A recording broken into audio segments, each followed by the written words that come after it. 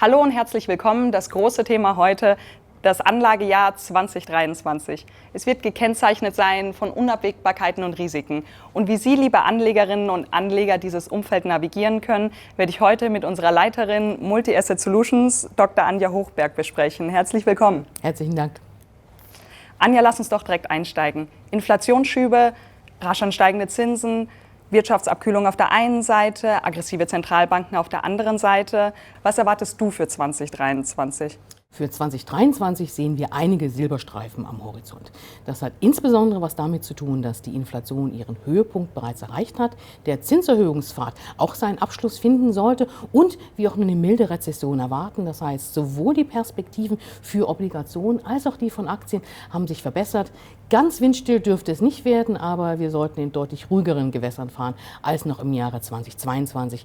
Dieses Anlagejahr 2022 kann als das 7. schlechteste in der 100-jährigen Finanzmarktgeschichte der Schweiz eingehen.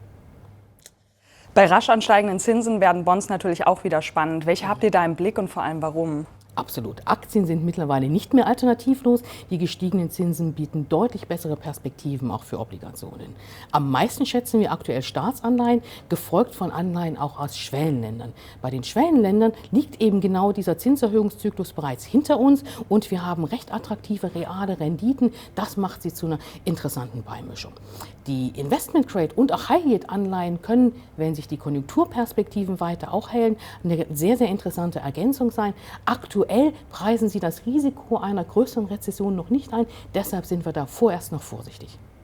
Traditionell hat das Asset Management für das kommende Jahr immer mehrere Main Beliefs. Was sind denn die Key Convictions, die ihr im Team für das Jahr 2023 habt?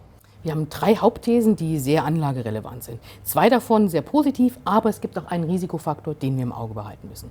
Die erste positive Botschaft: Das traditionelle gemischte Portfolio ist zurück. Das liegt zum einen an den verbesserten Perspektiven für Obligationen, höhere Renditen und wieder die Möglichkeit, als Diversifikator zu funktionieren. Zweitens an den verbesserten Perspektiven auch für Aktien.